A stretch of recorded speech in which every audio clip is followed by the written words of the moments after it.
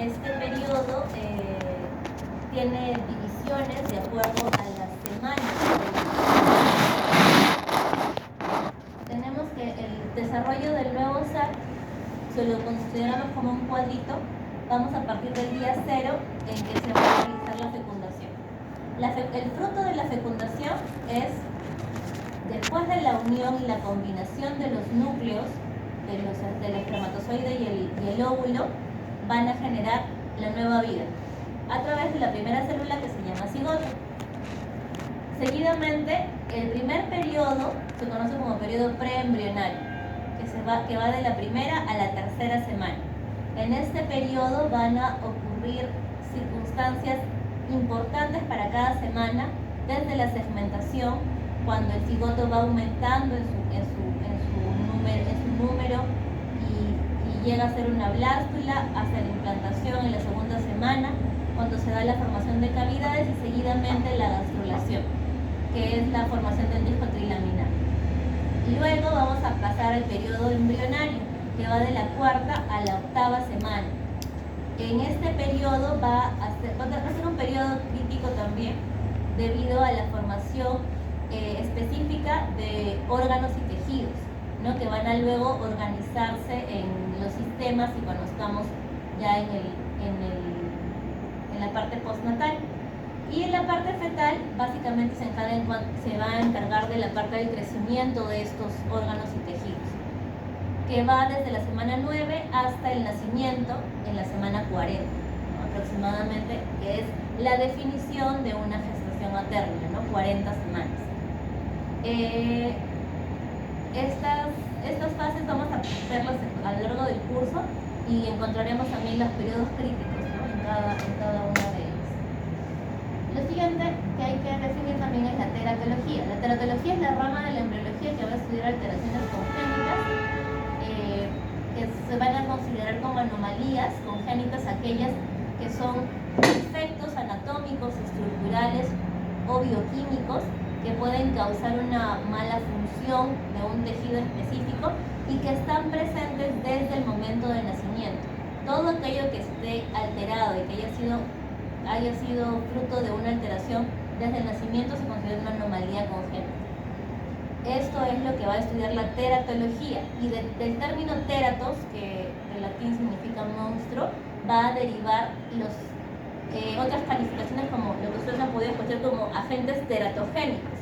Todo lo teratogénico es aquello que causa una alteración a nivel del tejido que está en formación, con el resultado de una malformación congénita. Es un agente teratogénico. Por ejemplo, los fármacos, por ejemplo, algunos químicos, la radiación, el efecto de algunos virus, algunas bacterias, algunos parásitos en una mujer gestante, se considera un efecto teratogénico. Puede alterar la función de cualquier órgano y sistema en formación. ¿Sí? Ya está. Entonces, eso es en cuanto a algunos conceptos. Y ahora empezamos a ver lo que es el aparato reproductor, ¿sí? En cuanto a la función de la reproducción, es la principal función de este grupo de órganos.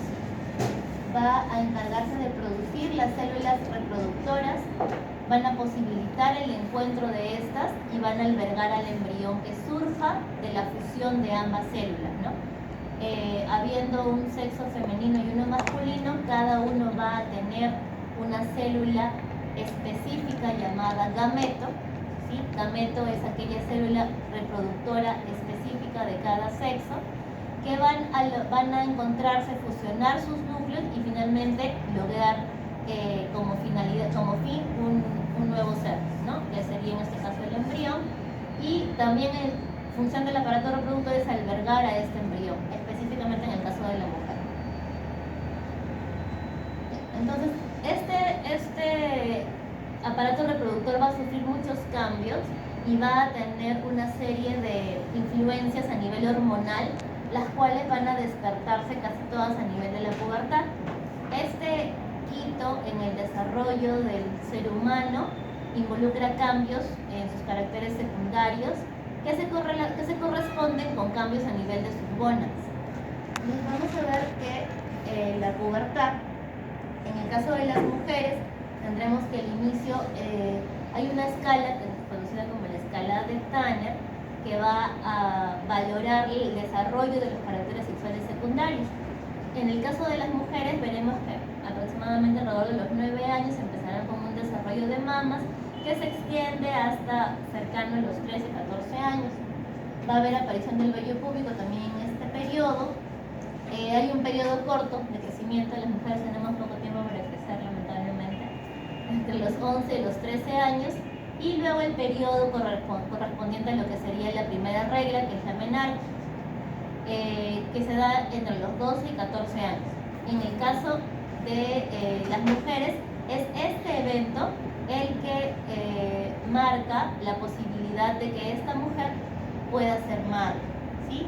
Porque ya involucra el hecho de que existen ciclos ovulatorios que están causando este fenómeno que es la menstruación, ¿de acuerdo? En cuanto a los varones, veremos que empiezan un poquito después que las mujeres. El desarrollo de órganos genitales va a empezar aproximadamente a los 10 años, es decir, el crecimiento de los testículos y del pene. Va a aparecer vello púbico aproximadamente entre los 10 a los 14 años. El crecimiento también es un poquito más tardío, pero tiene más potencial de crecimiento. Algunos autores dicen que hasta los 18, otros que hasta los 21. Tienen una potencialidad de crecimiento desde los 13 años. Y lo siguiente es que también entre los 13 y 14 años empezarán las primeras eyaculaciones. Al igual que en la mujer, este evento es el que marca la posibilidad de fertilidad de un varón, ya que con sus primeras eyaculaciones podrán ejecutar la acción de sacar espermatozoides a través del líquido seminal, lo cual provee de células germinativas para poder fecundar, pues, no un óvulo. Así que es aproximadamente en esta edad en que un varón se vuelve potencialmente fértil. ¿Sí? Ya está. Entonces empezamos con la parte de la descripción anatómica. Aquí vienen algunas preguntas sobre eso en el examen. Como verán, la característica principal del aparato reproductor masculino es que tiene los genitales, específicamente la gónada. ¿Ustedes lo ven que está externo o interno respecto al centro del cuerpo? Externo. Es externo, no tiene una posición externa. ¿Cuál es la gónada masculina? El órgano genital masculino. ¿Ah? ¿Testículo? Los testículos, exacto. Gónada es igual a órgano reproductor. Cuando se les pregunta por la gónada masculina, la respuesta es los testículos, ¿cierto? Las gónadas masculinas son los testículos. Y es así porque en ellos se van a fabricar las células reproductoras. ¿Cuál era el nombre para células reproductoras? ¿Recuerdan que les dije? Los gametos, exacto. Y los gametos masculinos, para este caso, son los espermatozoides. Entonces, la gónada tiene dos funciones principales, en el caso del varón. Básicamente dos. La generación de las células reproductoras o gametos y la producción de hormonas, ¿sí? Principalmente la testosterona. Entonces, este testículo tiene la característica de estar fuera porque su funcionamiento está regulado por un control de la temperatura corporal. El testículo tiene que encontrarse a 2 grados por debajo de la temperatura central. La temperatura central de nuestro cuerpo es 37 grados. El testículo, para poder tener una función adecuada, necesita estar a 35. ¿Sí? Tiene para eso un plexo vascular venoso, que es el plexo pampiniforme, que refrigera la zona, lo mantiene fresco. Si hay mucho frío, se van a esconder un poquito por la temperatura, pero si hay temperatura normal, estarán abajo, donde debe ser, porque tienen que mantenerse a esa temperatura. Es un control de regulación muy específico, ¿ya? Entonces, para ello es que alguna condición, por ejemplo, como la criptorquidia, o el testículo no descendido, puede causar infertilidad masculina. ¿Sí? Cuando el testículo no desciende y se queda en el trayecto del canal inguinal y no se encuentra en la bolsa escrotal. ¿Por qué? Porque tiene que tener una temperatura de 35 grados para un funcionamiento apropiado y generación de células saludables, ¿no? Espermatozoides. Entonces tendremos el testículo, son órganos pares, producen células sexuales que secretan testosterona, producen células sexuales o espermatozoides y la hormona masculina principal, la testosterona.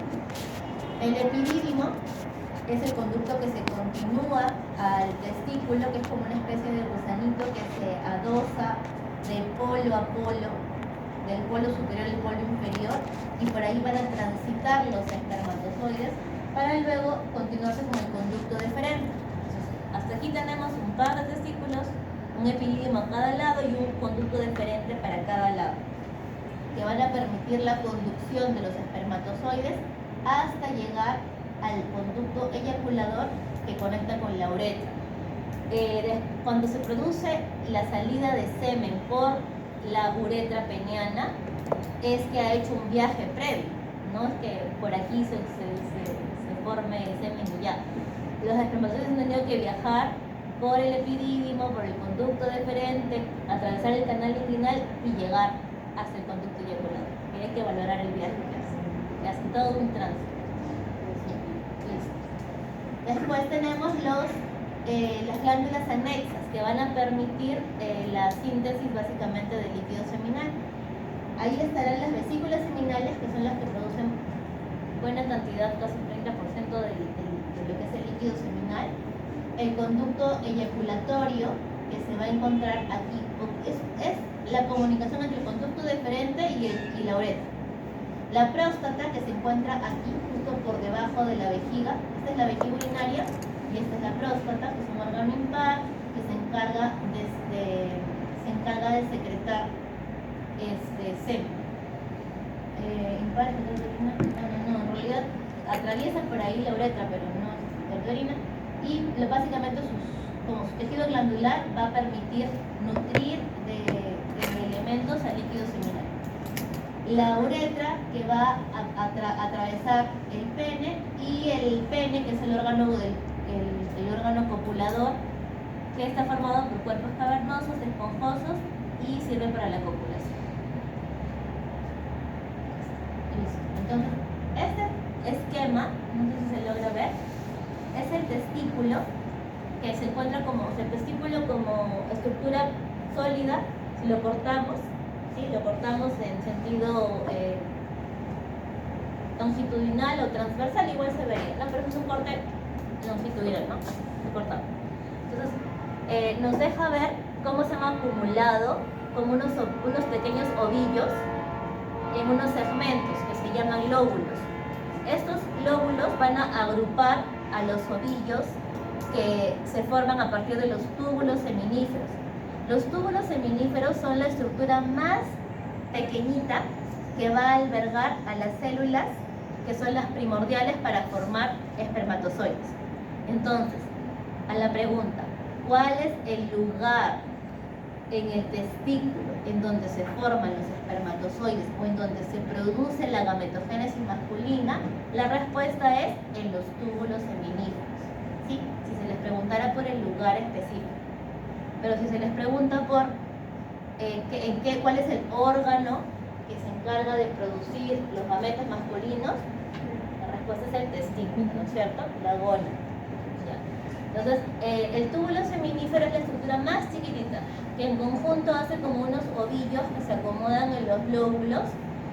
Finalmente se van a asociar a una red que se llama la red de testis, y estos, a través de los conductos eferentes, los eferentes van a llevar a través de los movimientos movimientos de distensión y motilidad de estos conductos, van a trasladar a los espermatozoides que se forman aquí para llevarlos acá. Ese es el epidídimo. El epidídimo está compuesto, es como un gusanito, ¿ven? Aquí tiene su cabeza, su cuerpo y su cola, y va del polo superior al polo inferior del testículo. También es como un ovillo de conductos, porque por los conductos van a viajar a estas células de espermatozoides. Hasta este momento no tienen movilidad los espermatozoides. Llegando al epidídimo sí sufren una fase de especialización ya más final, sobre todo de su flagelo, para que puedan moverse por sí mismos. Y ya cuando se produce el momento de la eyaculación, viajan desde el epidídimo donde están reservados a través del conducto deferente.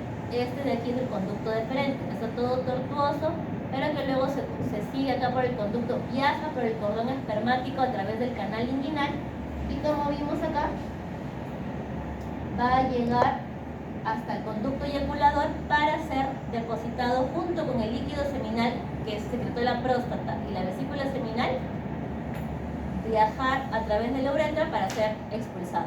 ¿Sí? Ese es el recorrido que hace el espermatozoide. Entonces, ¿dónde se van a formar? En el testículo. El epidídimo se encarga de formar espermatozoides, ¿verdadero o falso? Falso. ¿Qué hace? Solo los alberga, nada más. El epidídimo se encarga de albergar los espermatozoides, es su única función. Y el conducto deferente se va a encargar de transportarlos, ¿no? De transportarlos hasta el momento de la eyaculación. Los productos celulares de los testículos son básicamente los gametos, que serían los espermatozoides, ¿no? En cuanto a los espermatozoides, van a ser formados y van a formarse en los túbulos seminíferos y se van a almacenar en el epidídimo y van a producir la hormona sexual masculina, que es la testosterona. ¿Quién producirá la hormona, la testosterona? ¿Qué célula creen ustedes? Los espermatozoides. ¿Alguien sabe o de histo o de biología qué células son las encargadas de producir testosterona? Bueno, los varones. ¿Quiénes producen su testosterona, chicos? No, nunca me lo pregunté. Ya. No son los espermatozoides, son unas células llamadas células de Leydig. Las células de Leydig están al interior también de los túbulos seminíferos. Se encuentran cerca de la membrana basal y tienen la función de producir testosterona. Por tanto, se van a producir en el testículo, pero no por los gametos. Los gametos solamente son las células que van a encargarse de la reproducción, nada más. No tienen ninguna función hormonal. La función hormonal en este caso la va a desempeñar las células de Leydig, ¿sí? Y a través de la circulación sanguínea, la testosterona va a llegar al resto de órganos para poder hacer su efecto, ¿no? Músculos, en el caso de las varones, músculos, estimular el engrosamiento de las cuerdas vocales para el tipo de voz que tiene, el tipo de cabello, los caracteres faciales, esas cosas, testosterona. Aquí hay una esquemita de cómo viaja, ¿no? ¿Sí se entendió? Entonces, el testículo está aquí. ¿Dónde se forman los espermatozoides? ¿A qué nivel del testículo? Los túbulos seminíferos. Los recolectan en la red de testes. ¿A dónde se van después? Al epidídimo. Al epidídimo, exacto. Seguimos acá, al epidídimo. Luego al epidídimo, ¿a dónde se va? Conducto deferente. Llegan y se encuentran con el conducto eyaculador. ¿Y a dónde van a ser depositados finalmente? A la uretra, exacto. Van a ser expulsados por el pene. Tendremos también las glándulas anexas, que van a ser las que produzcan sustancias nutritivas y protectoras de los espermatozoides. Estas van a ser las vesículas seminales, la próstata, las glándulas de Cooper y van a producir lo que es el líquido seminal, que junto a los espermatozoides, que son las células, son lo que se conoce como semen, ¿no? Y el semen es el producto de la eyaculación. Entonces, como vimos, ¿no? Es el circuito que siguen este semen para ser eyaculado finalmente. ¿Alguna duda? El aparato reproductor en general es bastante sencillo, ¿no? Listo. Vamos a ver aparato reproductor femenino. A diferencia del aparato reproductor masculino, el aparato reproductor femenino tiene una disposición interna o externa. Interna. Sus gónadas, ¿cuáles serían las gónadas femeninas? El ovario, exactamente. El ovario se encuentra en la cavidad pélvica, ¿sí? Dentro de la cavidad pélvica. Está, gracias a la disposición del ligamento ovárico, se encuentra debajo de la túnica peritoneal y se encuentra en una conexión muy cercana con las trompas de Falopio, que son estas de acá. Las trompas de falopio, las cuales lo conectan con el útero. El útero va a ser esa bolsita en donde podamos albergar al nuevo ser en caso se produzca una fecundación, ¿sí? Y este útero se sigue por el cervix, que es su compuerta, la cual lo conecta con el exterior a través de la vagina, que es un órgano hueco que permite la salida del flujo menstrual o se comporta como canal del parto. Y también es el órgano de la copulación femenina. Y la parte externa es un conjunto de labios, de pliegues, ¿no? Los labios mayores y menores, el clítoris y el introito vaginal, que forman la vulva. Listo. Vamos a ver rapidito uno por uno. Entonces, los ovarios. Los ovarios son las gónadas femeninas, ¿cierto? Están situados en la cavidad pélvica, abdominopélvica, y van a producir las células sexuales femeninas o conocidas como gametos. ¿Cuáles son los gametos femeninos? Los óvulos, ¿sí? Van a producir hormonas sexuales femeninas, que son los estrógenos y la progesterona.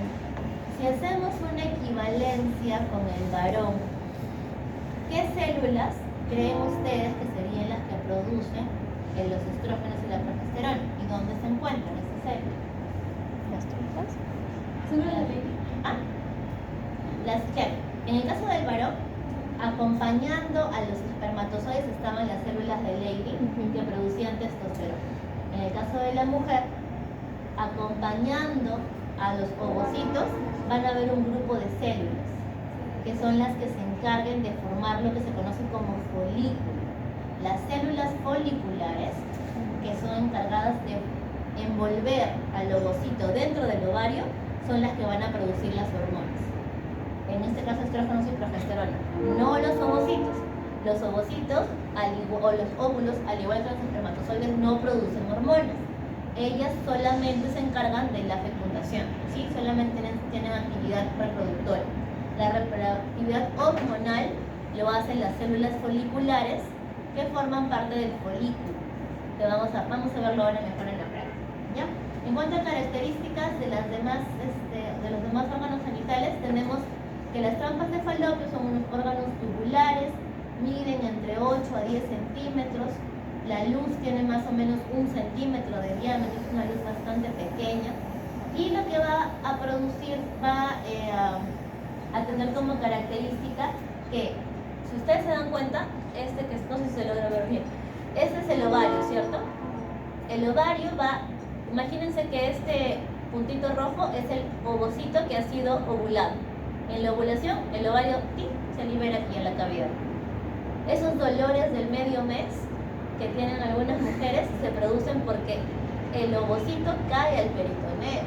Y el peritoneo tiene un montón de fibras nerviosas, por eso duele cuando a veces están ovulando. No exactamente el momento de la menstruación, sino duele el momento de la ovulación.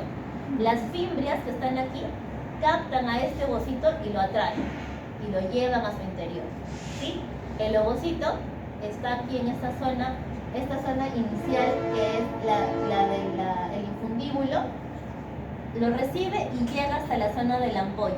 Y aquí en la ampolla se sienta esperar aproximadamente 48 a 72 horas que llegue el elegido del espermatozoide, o sea, el grupo de espermatozoides que alcance, después de todo ese recorrido que ya conocen ustedes, desde los túbulos seminíferos hasta la uretra, tienen que pasar por un periodo de capacitación en la vagina todavía, porque ahí terminan su capacitación de motilidad, los espermatozoides. Tienen que romper el moco cervical, atravesar la cavidad uterina. Poquísimos llegarán hasta este nivel y solamente unos cuantos alcanzarán a la ampolla. En la ampolla es que solamente uno logrará entrar en el ovocito. Y es aquí donde se producirá la fecundación, en la ampolla de la trompa de falopio.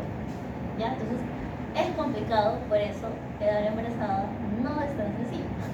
Pero bueno, es así. Entonces, la celularidad igual y la naturaleza es inexplicable. Bueno, y así funciona. Entonces, para eso sirven las trompas de falopio, para transportar al ovocito y permitir que se dé el lugar del encuentro con el espermatozoide.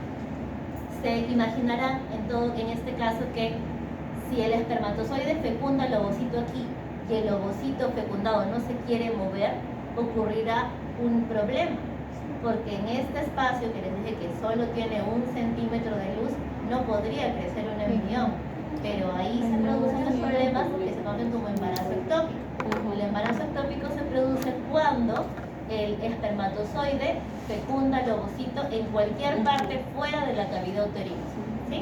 Y se puede producir en la ampolla, se puede producir en el cervix, se puede producir en el ovario, cuando alcanzan los espermatozoides ahí, o fuera de la cavidad uterina, cuando el espermatozoide sale por la fimbria y alcanza un ovocito que está por acá, que no llegó a la ampolla, sino que se quedó por acá. Y se quedó, es el único tipo de embarazo ectópico que suele progresar, porque es extrauterino, pero es en un lugar donde hay espacio, ¿no? Que sería la cavidad abdominal. ¿Ya? Entonces son las cositas que podremos entender como detalles de este órgano.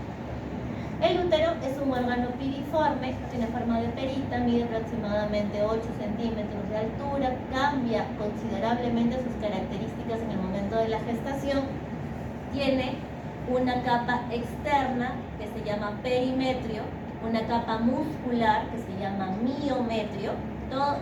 En medicina siempre tenemos que trabajar y asociar con los prefijos de las palabras. El término mio siempre va a significar músculo. ¿Ah? Ese es el miometrio. Y el endometrio, endo es interno, es la capa más interna del útero y es la que va a sufrir la mayor cantidad de cambios debido a la actividad hormonal, ¿sí? Ya sea para generar una implantación o para generar la menstruación. No lo vamos a ver también en la próxima clase, el endometrio. Su misión es básicamente alojar al embrión durante el nacimiento, alojar al huevito.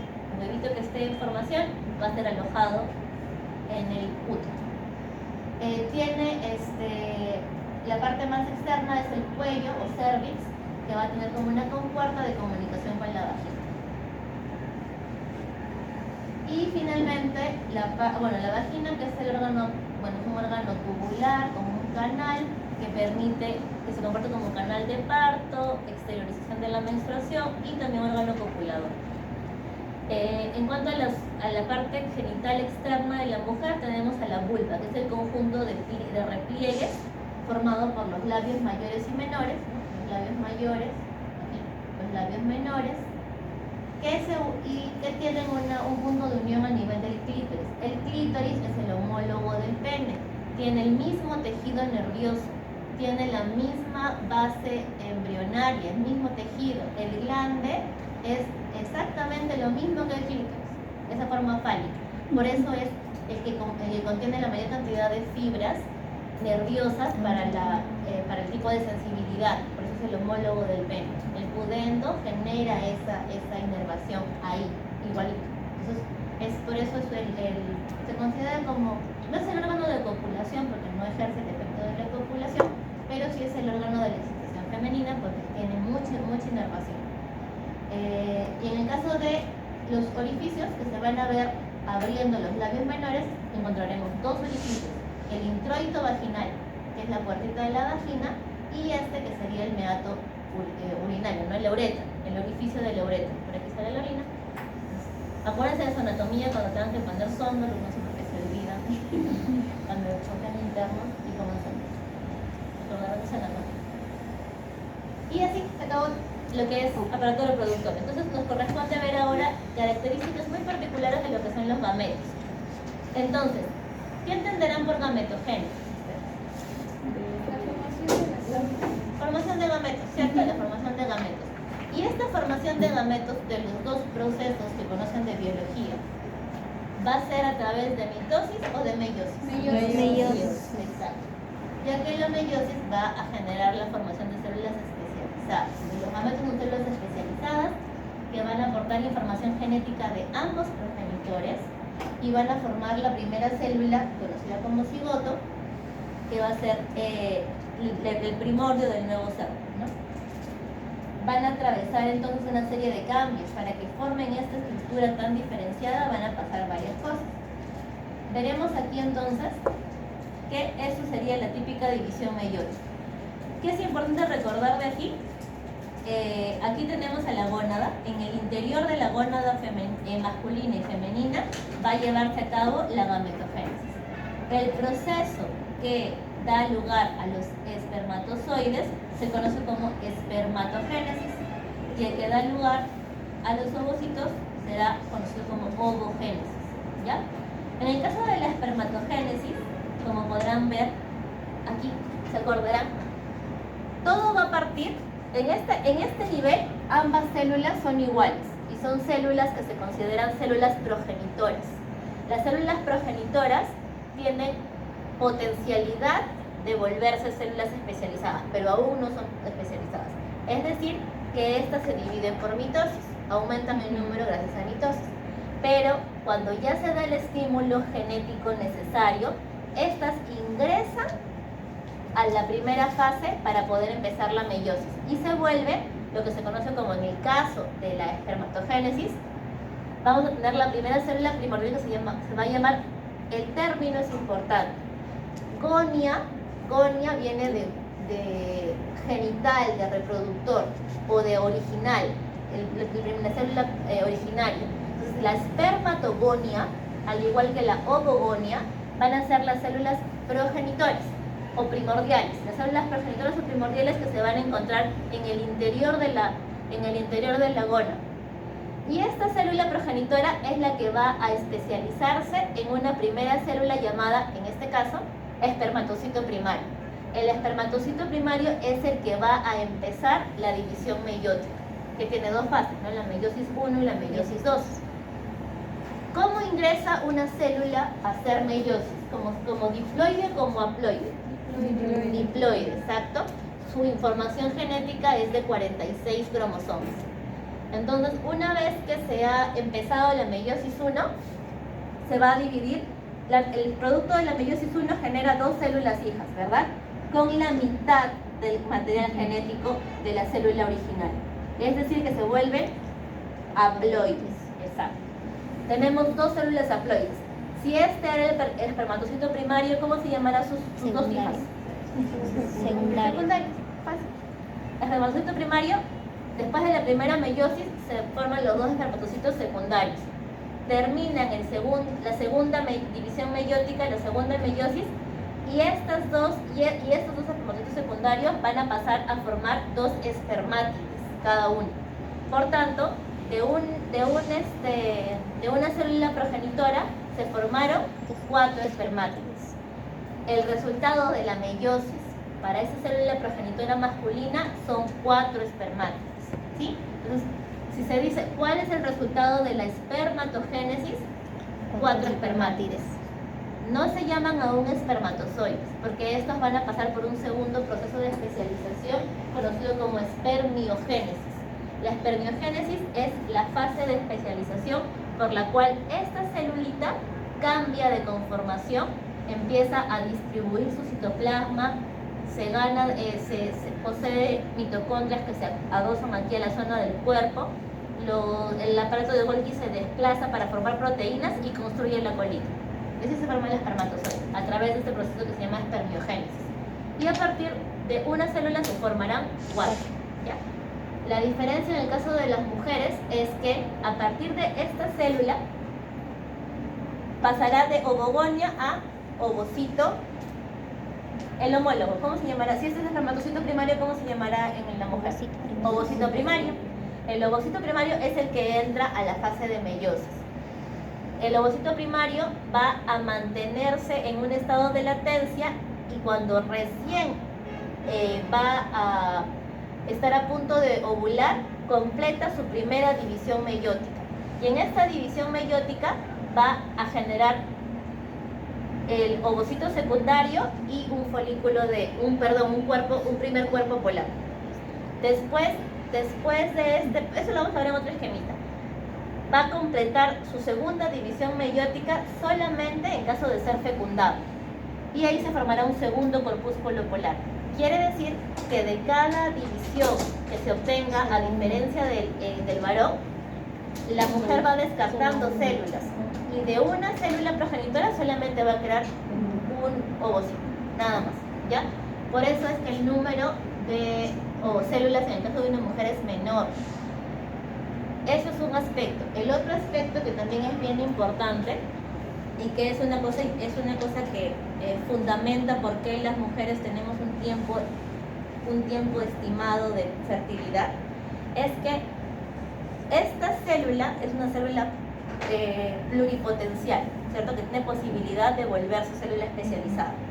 Y si un varón nace con esta célula, quiere decir que esta célula se puede seguir replicando a lo largo de toda su vida. En el caso de la mujer no sucede eso. La mujer inicia este proceso en el quinto mes de su formación fetal, o sea, dentro del útero de su madre. Quiere decir que se vuelve ovocito primario antes de nacer. ¿Y esta célula tiene capacidad de aumentar en número? No, esta célula solamente se puede volver una célula especializada. Por eso es que nacemos con un número contadito de células que van a luego madurar para formar un óvulo. A lo largo del tiempo de crecimiento, entre la espera del nacimiento y la pubertad, van a ir muriendo un montón de ovocitos. Al final, aproximadamente entre 400 y 500 solamente lograrán madurar y formarán las oportunidades de una mujer para ser fértil, ¿sí? En el caso del varón, o sea, la diferencia entonces marcada es: la mujer nace con células progenitoras, ¿verdadero o falso? Nace con células progenitoras, ¿nace con esta célula? No, nace con esta. ¿El varón nace con células progenitoras? Sí. Por eso el varón, a lo largo de toda su vida, desde la pubertad hasta que se muera, tiene la potencialidad de tener espermatozoides. No serán muy normales, con muy buen material genético, pero formarán espermatozoides. Pueden tener fertilidad. ¿Ya? Entonces, así, ¿se entendió? Vamos a ver un poquito de características de la espermatogénesis. Entonces, ¿cuántas células se formaban a partir de una espermatogonia? ¿Cuántos espermatozoides? 4, ¿sí? 4. La cabeza es la que va a concentrar la información genética con el núcleo grande, de gran tamaño que va a tener, y va a tener una cola o flagelo que permite el desplazamiento. Además, se van a formar, como ya dijimos, al interior de los túbulos seminiles. Un núcleo grande, en esta zona de acá, esta puntita, se llama acrosoma. El acrosoma es la pieza fundamental para que pueda penetrar la membrana del ovocito y permitir la fecundación. Este acrosoma se va a acoplar, es como una llavecita. Este es el acrosoma y esta es la llavecita de la membrana de la zona pelúcida del ovocito. Y encaja, y por esa compuerta que se abre, el espermatozoide puede penetrar la zona pelúcida y penetra y llega al citoplasma del ovocito. Entonces, es importante la presencia del acrosoma. Por eso cuando tienen espermatozoides así mal formados, porque pueden tener dos cabezas, o pueden tener, no tienen cabecita, solo tienen colita, ¿sí? Cuando hay células mal producidas, tienen problemas de fertilidad, y eso ocurre cuando hay trastornos como mal descenso testicular. Tienen luego, aquí está su núcleo grande, tiene una pieza intermedia y su flagelo.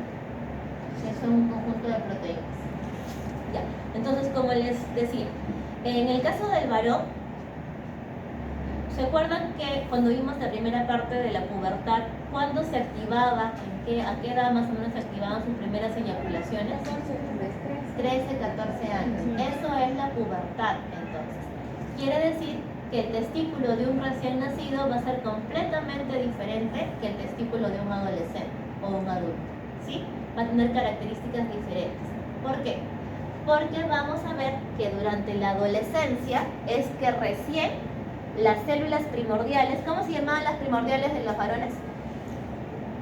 Empieza con espermato y termina con gonias, espermatogonias. Las células primordiales son espermatogonias, las primordiales.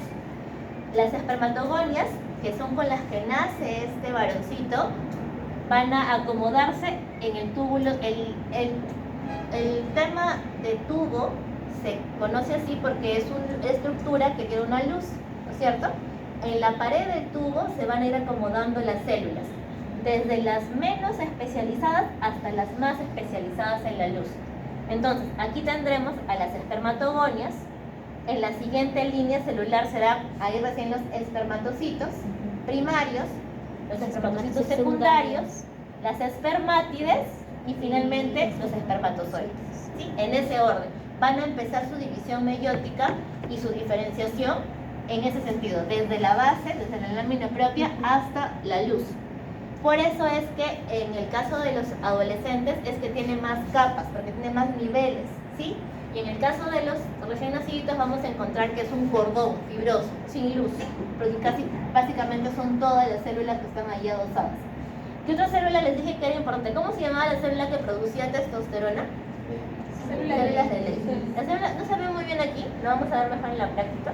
Las células de Leydig en este esquema no se notan, pero tienen como una disposición media amorfa que se van a adosar a la lámina propia y tiene un espacio entre las ovogones. Y las células sustentaculares, o las que están sosteniendo al tejido de información de espermatozoides, se llaman células de Sertoli.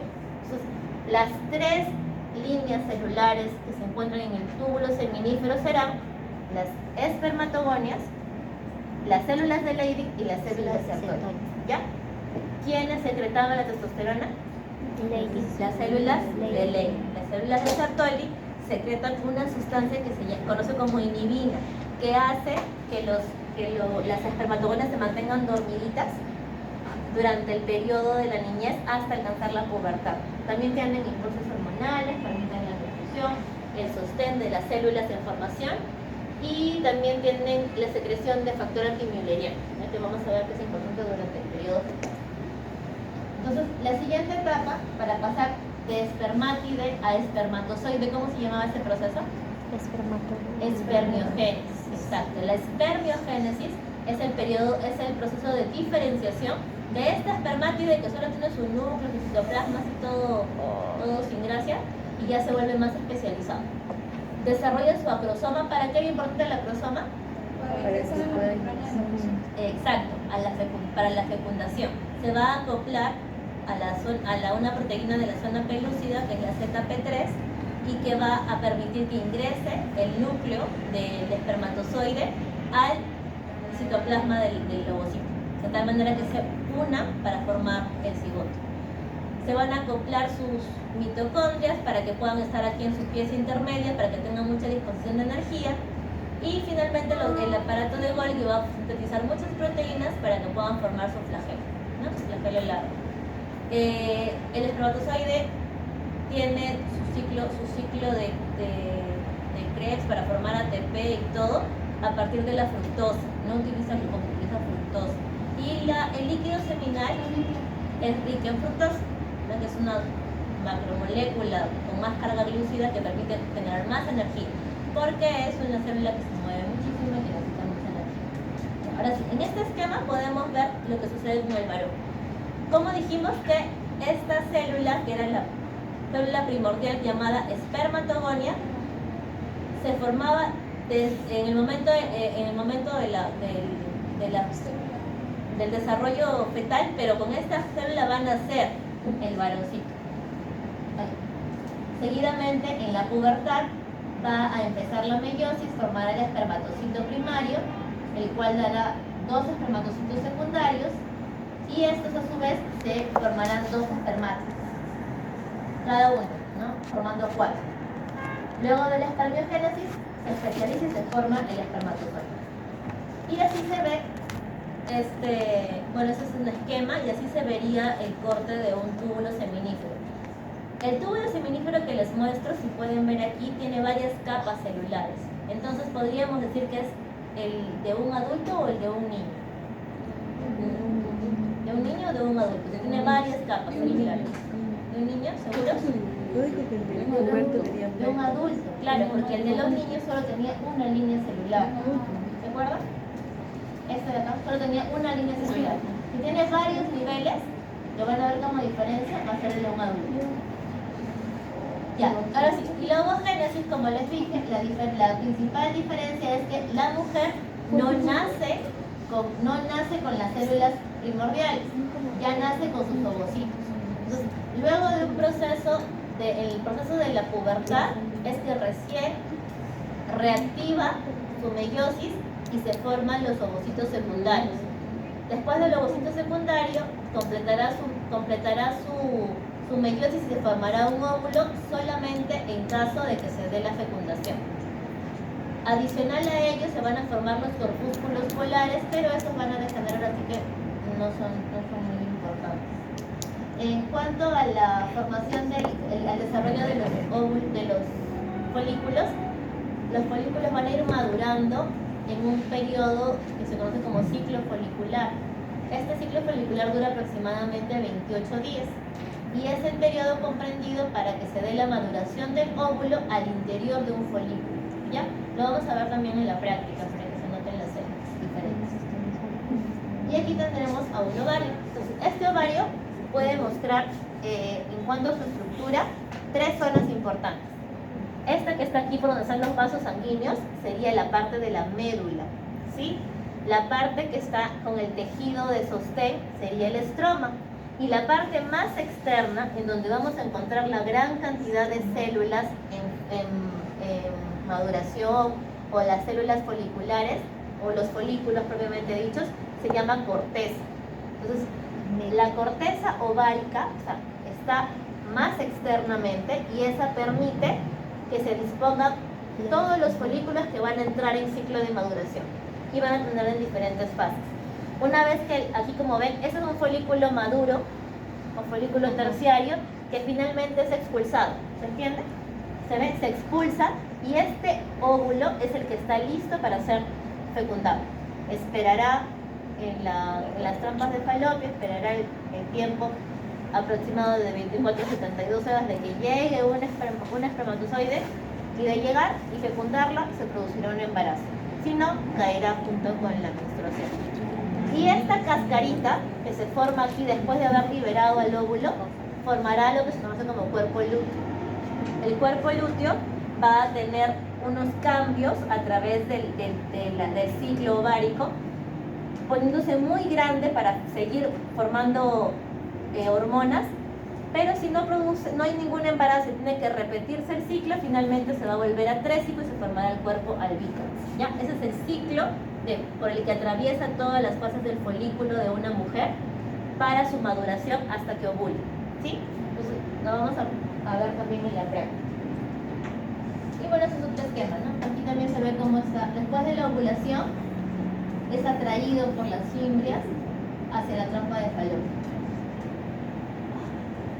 Es un esquema también similar, sobre cómo las fimbrias atraen al ovocito. Ya está. Entonces, esto era parte de lo que les decía. Al nacer la mujer, de acuerdo a las literaturas, según el Moore, dice que se tiene aproximadamente 2 millones de ovocitos primarios, los que van a entrar probablemente en maduración. Se sabe que estos van a degenerar y aproximadamente 400.000 son los que alcancen a la edad de la pubertad, aproximadamente, ¿ya?